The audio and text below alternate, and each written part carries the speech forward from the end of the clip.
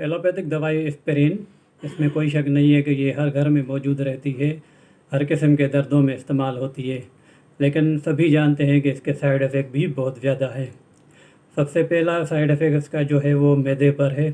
ये मैदे में गैस्ट्राइटिस बढ़ा देती है, एसिडिटी बढ़ा देती है। अगर ऑलरेडी कोई मरीज़ है मैदे का तो उसके लिए तो बहुत ही ख़राब असर रखती है, क्योंकि उसके अल्सर बढ़ा देती है। तो ऐसे ही कंडीशन के लिए मैं आपके साथ होम्योपैथिक एस्पिरिन शेयर करने जा रहा हूँ।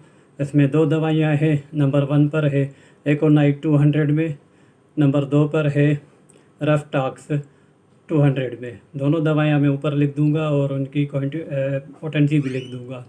तो ऐसे आप बराबर मिक्स कर लें और इसकी डोजेज जो है वो 5 से 7 कतरे 1/4 कप पानी में मिलाकर दर्द के वक्त इसे इस्तेमाल करें।